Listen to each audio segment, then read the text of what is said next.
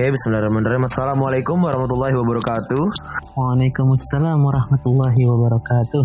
Alhamdulillah, perkenalin nama gue Vandia. Nama gue Abi. Kita kenalin dulu nggak? Tadi dulu, kita jelasin dulu kita mau ngapain nih sekarang nih sebelum kenalin. Siap. Jadi sekarang kita mau ada kajian apa namanya, Bi? Kajian Sons from Home. Sons from Ya, Home. Orang-orang from home. Biasanya kan kajian Sons itu diadainnya di ini ya, di lantai 3 VIP setiap Kamis sore ya. Iya. Karena Jadi lagi ada bukan corona nih, jadi kita ngadainnya di podcast ya nggak? Nah sebelumnya kan kita harus kenalan dulu nih, Bi. Lu dulu apa gue dulu nih? Lu dulu aja deh. Gue dulu ya. Yap. Perkenalkan, nama gue Vandia Pratama. Kalian bisa manggil gue Ivan atau Vandia. Gue ini laki-laki walaupun nama gue Vandia. Nah gue soalnya banyak banget dari dulu yang bilang gue tuh perempuan. Gue laki-laki nih, Vandia. Gitu, Van.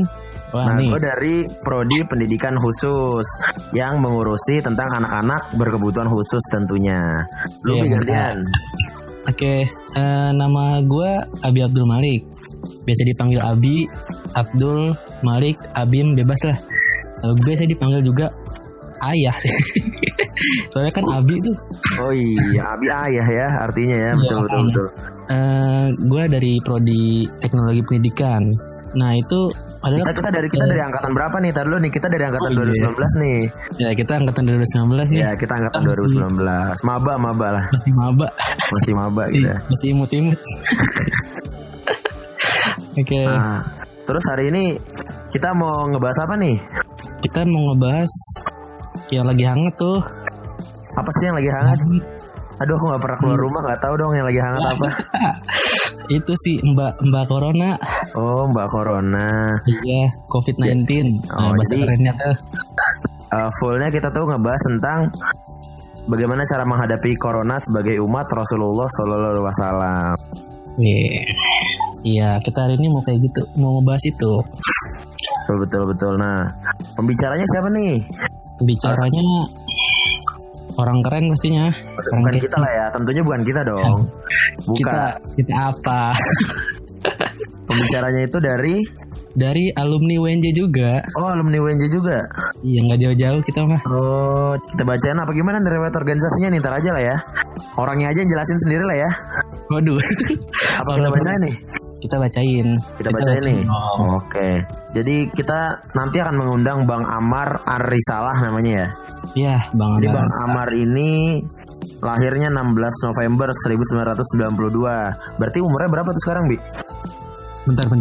Gue belum siap nih. Waduh. Umurnya 92 ya. 92 tuh berarti umurnya udah 28 ya. 28 dong. Iya, sekitar segitu. Oke. 28. Dia sekarang bertempat tinggal di Jalan Kelurahan Jati Jajar. Oh, di Depok nih. Dekat rumah gua nih, Depok. Wih, mantap nih, bisa Terus tetanggaan sekarang nih. dia berkeluarga. Wah, alhamdulillah udah punya istri dia. Sama telah dikaruniai seorang anak. Riwayat pendidikannya ya dari SMP 1 Depok, SMA 6 Depok, sama dari sastra ini, Pendidikan Bahasa dan Sastra Indonesia. Ya, FBS dia. Oh, FBS dia ternyata alumni 2017. Wow. Beda jauh sama kita ya. Kita berapa tuh umurnya tuh? 2017. Masih SMA ya? SMA nih. Riwayat organisasinya tuh ada dia pernah Banyak jadi banget ya.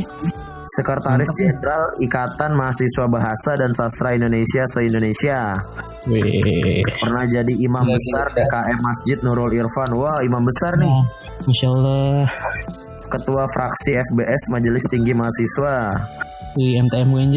MTM. Iya, MTM.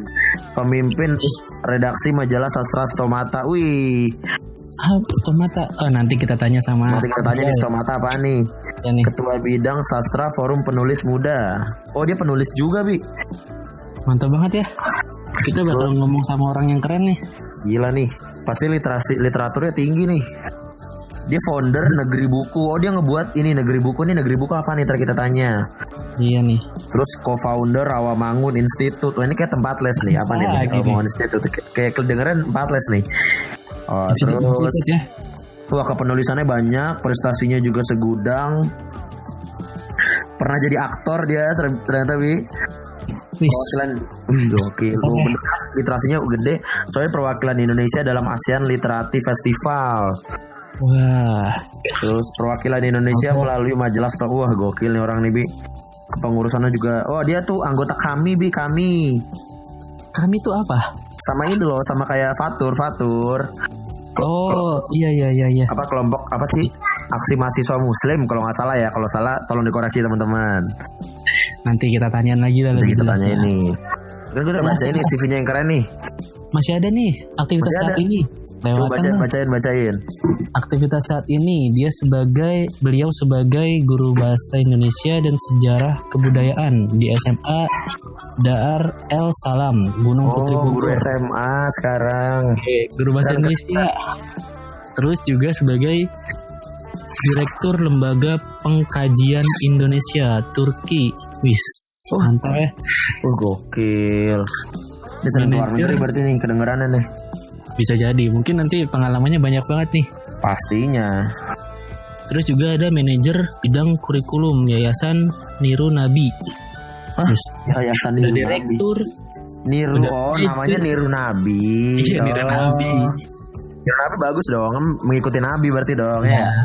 Iya Iya. benar. Maksudnya bukan nabi palsu. Bukan jadi Nabi palsu, enggak nyampe situ dong.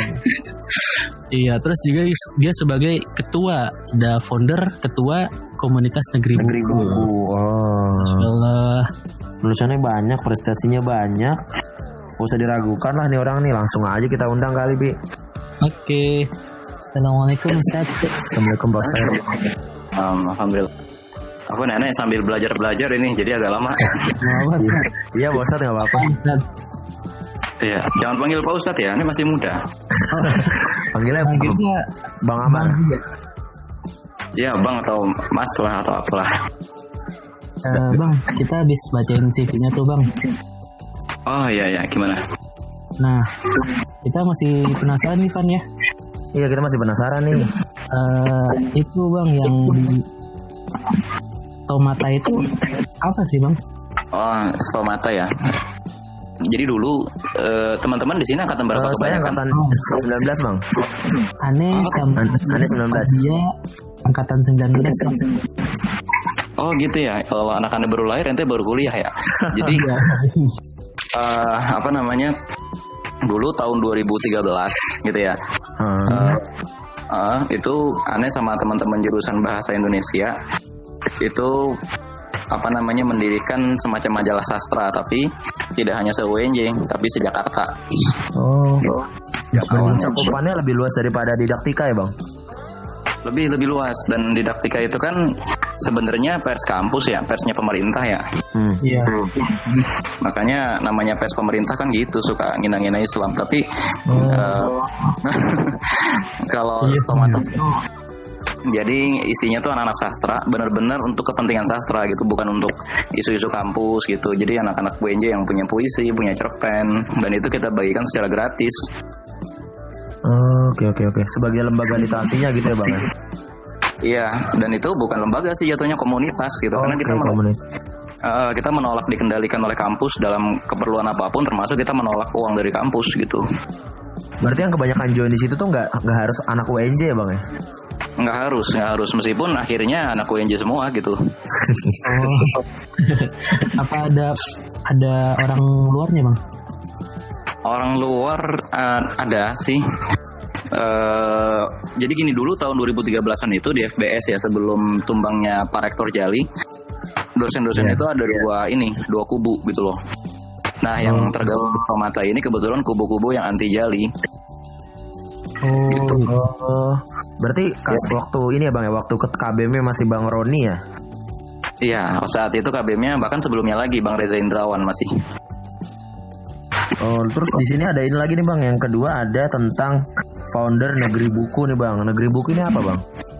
Oh iya, Negeri Buku itu akhirnya kan setelah Hane meninggalkan kampus UNJ, ya dengan segala dinamikanya itu, gitu kan. Hane iseng pengen berliterasi lagi, tapi kemudian jangkauannya lebih luas gitu.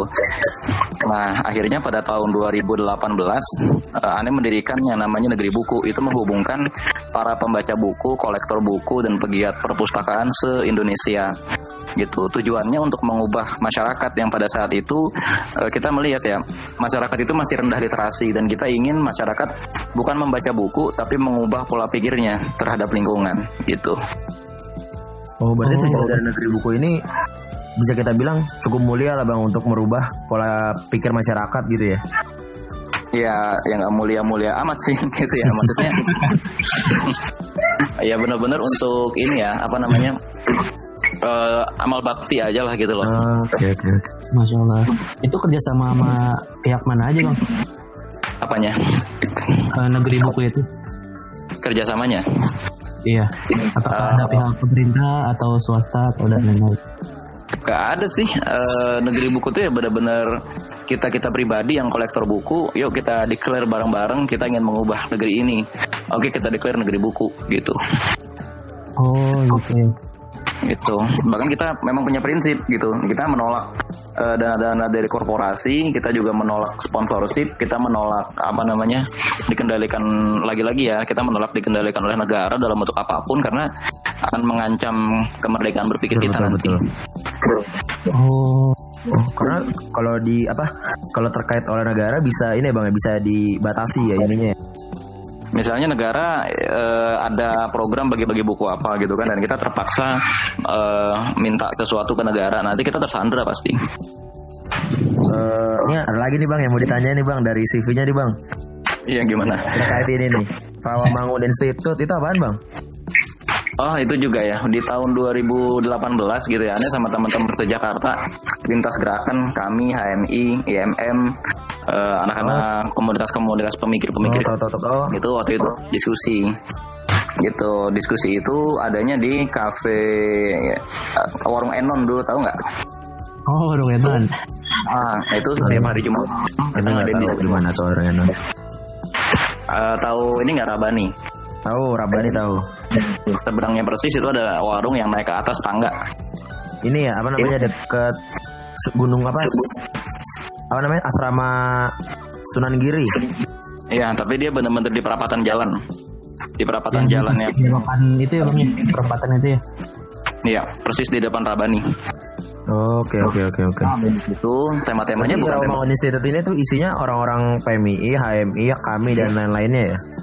Ya pokoknya penggerak lah gitu, tapi nggak juga ekstra kampus karena kadang-kadang kita di situ juga netral-netral aja gitu loh. Oke. Dan tingkat diskusinya juga bukan diskusi yang ini ya, bukan diskusi yang tips-tips membaca, bukan kayak gitu, tapi benar-benar tema yang spesifik, sejarah lahirnya PKI gitu-gitu. Oh, jadi udah mendalam lah sebutannya ya. Ya begitulah kira-kira. Lanjut Bi, ada yang bertanya lagi nggak Bi dari CV? Kita keren banget ya Van ya. Keren banget ini pembicaranya. Ya Allah. Lebih banget ya. Jadi kita ada lagi nggak Bi yang bertanya Bi? Ini ada yang Turki ini Bi, nggak tertarik Bi? Oh iya tuh. Ada yang Turki tuh. Kajian Indonesia Turki, Bang, apa Bang Amar sering ke Turki atau gimana? Oh enggak, ke Turki yang nggak ada alasannya juga sih, ke Turki ngapain juga ya. Cuman itu dulu di tahun 2019 itu Ane diamanahkan pada bulan Oktober untuk mendirikan sekaligus menjadi direktur Lembaga Penelitian Sejarah Indonesia dan Turki. Gitu. Nah tujuannya itu untuk mempelajari lah pokoknya sejarah hubungan antara kerajaan-kerajaan Islam di Indonesia sampai dengan era Soekarno terhadap Turki Utsmani gitu. Oh. Berarti kajian sejarah ini ya Bang ya, lembaga ini. Nah, itu bentuknya kayak apa ya? Kalau teman-teman tahu komunitas bambu, tapi ini versi lembaga gitu. Kalau itu kan komunitas. Oh, ini udah lembaga. Oke. Di situ aktivitasnya banyak sih Bang. Jadi guru juga, jadi direktur juga, jadi manajer juga, jadi ketua. Gimana tuh Bang? Berat apa gimana sih? Iya, memang berat ya, tapi dinikmati aja. Nanti ada satu momen-momen, misalnya kayak lagi social distancing begini, kok sepi banget ya, nggak ngapa-ngapain gitu kan. Nah nih Bi, pas nih Bi, ngomongin social distancing nih Bi, ini kita bisa masuk materi ke COVID nih Bi. Iya. Nah hari ini tuh tema kita ini Bang, bagaimana cara menghadapi COVID-19 ini atau Corona sebagai umat Rasulullah. Iya. Gimana tuh? Nah, Bang? pertama-tama begini ya teman-teman, sebetulnya hampir semua negara di dunia ini yang agak cukup mapan ya seperti Indonesia itu punya sebuah laboratorium plasma nutfah gitu ya. Kalau Indonesia, jadi gini, plasma nutfah itu seluruh jenis makhluk hidup di Indonesia kecuali manusia itu diambil sampelnya kemudian disimpan di laboratorium seperti Bahtera Nuh modelnya. Jadi semua jenis makhluk hidup itu seperti dari dari 7 kingdom itu dikumpulkan gitu. Contoh misalnya dari spesies lumut, kita punya sekitar 1000-an spesies lumut, termasuk juga diantaranya itu virus. Nah, jadi di Indonesia maupun di negara-negara yang lain misalnya ya, virus, bakteri dan lain-lain itu diteliti gitu ya. Cuman begini, apakah kemudian ada yang jadi senjata? Jadi gini teman-teman, virus itu termasuk diteliti tingkat bahayanya bagi peradaban manusia gitu ya. Makanya teman-teman kalau misalnya mau satu spesies baru, jamur kayak, nemu spesies bayem baru kayak, nemu spesies alai baru kayak misalnya gitu ya, segera cocokin gitu loh, laporkan ke LIPI atau laporkan ke Balai Konservasi setempat. Dan itu juga alasannya kenapa pendakian gunung dan beberapa gunung-gunung itu ditutup oleh pemerintah agar jangan sampai nanti ada satwa atau ada tumbuhan yang belum ditemukan ternyata punah duluan gara-gara kita nggak sempat meneliti itu gitu loh. Nah itu diteliti nanti ini tingkat bahayanya gimana ya, termasuk misalnya kan kalau misalnya contoh yang paling gampang jenis-jenis kucing ya, kucing ada Felis silvestris, ada Felis domestica, ada dan lain-lain gitu ya, sampai keluarganya nanti bisa diurutkan gitu loh, sampai harimau ternyata berkerabat dengan kucing hutan, dengan kucing rumah, dengan puma, dengan jaguar. Nah, virus juga sebetulnya seperti itu diteliti. Ada jenis virus corona misalnya. Virus corona itu jenisnya banyak. Nah, kemudian ketika muncul satu jenis virus baru misalnya ya, itu langsung diteliti, disimpan gitu ya, dan untuk kemudian kira-kira kalau virus ini menyebar ke tengah-tengah manusia dampaknya akan apa. Nah, yang terjadi di Wuhan memang ada laboratorium itu. Laboratorium gitu ya. Makhluk ada di Wuhan. Nanti saya punya ininya daftar senjata biologi yang dimiliki oleh China, saya punya daftarnya.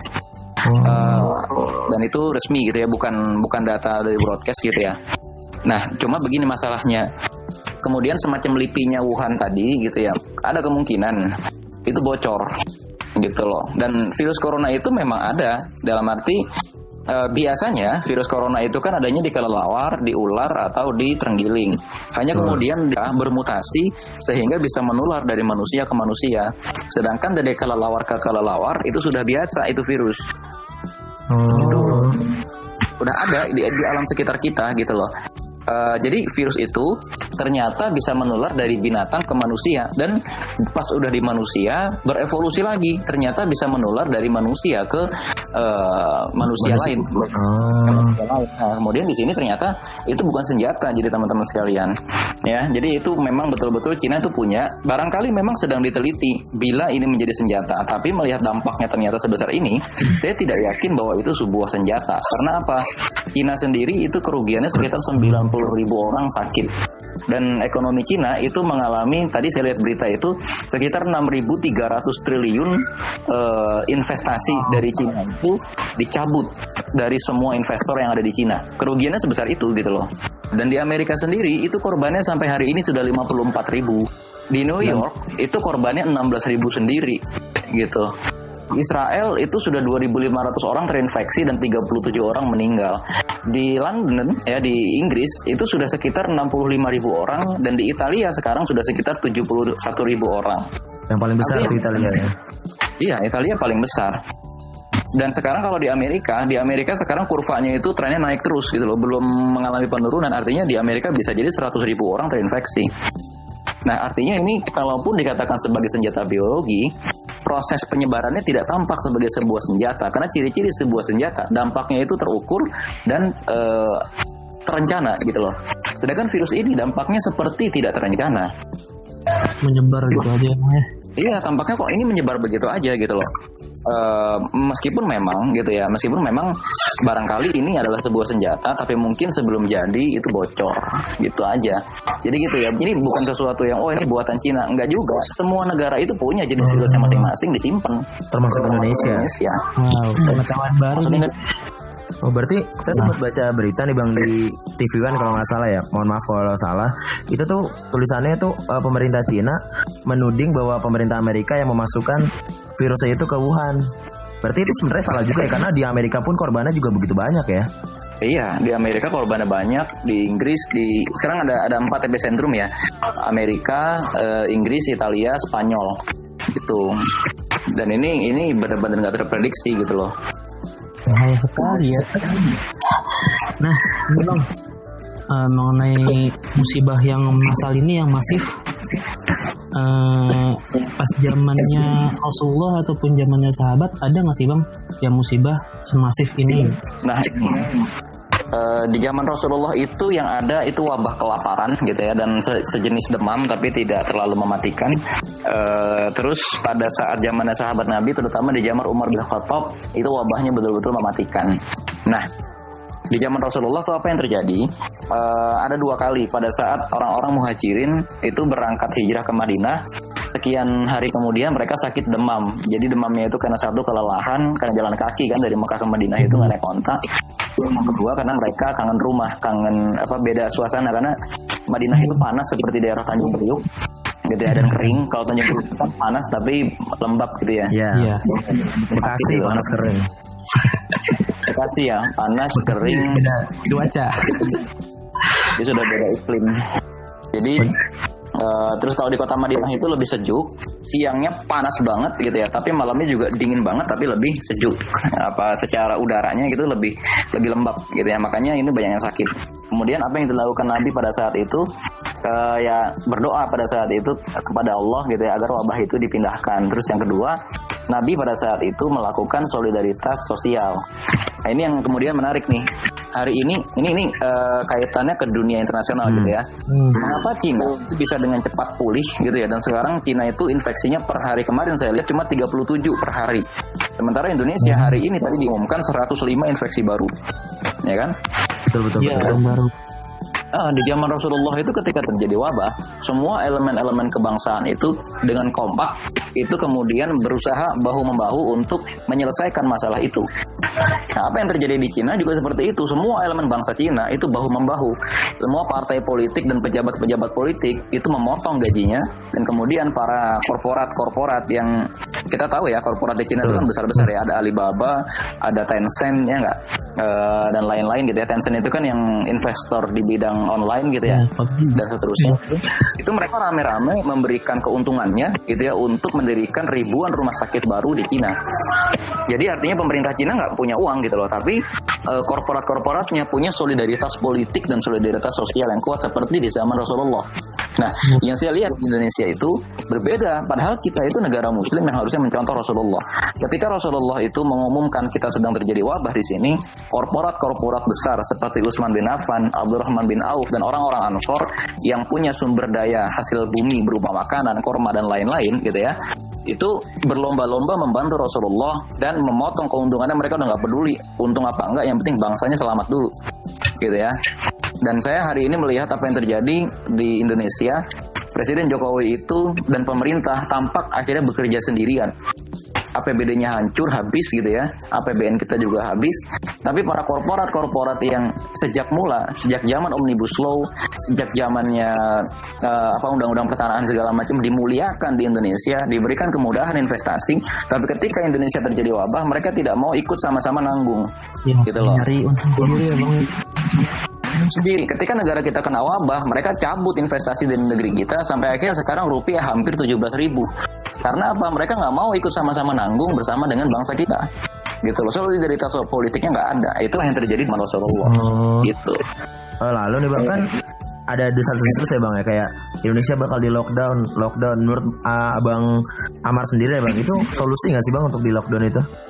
Nah, saya sendiri mempelajari apa sebenarnya konsekuensi dari lockdown. Pertama-tama saya harus luruskan kepada teman-teman sekalian, Indonesia tidak mengenal istilah lockdown ya. Dalam undang-undang yang mengenai penanganan bencana, itu istilah kita adalah karantina wilayah, dan konsekuensi dari lockdown setiap negara itu punya cara yang berbeda-beda. Kita tidak bisa menyamakan jenis dan struktur atau tubuh kota Wuhan dengan kota Jakarta. Ya, itu beda. Itu yang pertama. Terus yang kedua, di Indonesia digunakan istilah karantina wilayah. Itu apa bedanya? Kalau di Indonesia karantina wilayah itu, dan apalagi bedanya juga dengan negeri-negeri yang lain, di Indonesia itu APBD setiap kota tidak besar, ya. Terus yang kedua, ketimpangan antara kaya dan miskin di Indonesia itu masih terlalu besar. Itu kan data sosial gitu ya. Iya. Dan yang ketiga, di Indonesia itu berbeda dengan di negara lain. Masyarakat di sini secara sosial itu ketundukannya kepada pemerintah kurang dibandingkan dengan ketundukannya kepada tokoh masyarakat dan ulama. Tidak seperti di negeri-negeri yang lain. Contoh, ketika misalnya Anies Baswedan mengumumkan sebuah kebijakan terhadap negara, itu nggak dipatuhi. Tapi ketika ada ulama-ulama bilang kita tetap sholat Jumat, kita tawakal dan lain-lain, masyarakat nurut, ya kan? Ya, betul, Artinya betul. lockdown tadi kebijakan yang sulit dilaksanakan.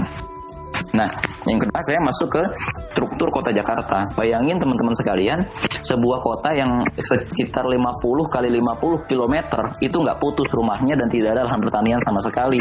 Yang itu dari kota Tangerang sampai dengan daerah Cikarang, terus dari Tanjung Priuk sampai kota Bogor. Itu nggak ada sama sekali lahan pertanian, ada 15 juta orang di sana, ya kan? Nah, kemudian apa yang terjadi kalau misalnya terjadi lockdown di sana, otomatis kebutuhan masyarakat selama sekurang-kurangnya 3 minggu harus dijamin, minimal sembakonya ada. Terus yang kedua, apa yang terjadi selama 3 minggu itu masyarakat tidak bekerja, otomatis gajinya nggak keluar. Apa yang terjadi? Barang semakin langka, cuman uang yang berada di masyarakat semakin sedikit. Ini akan memicu terjadi inflasi dan kenaikan harga besar-besaran.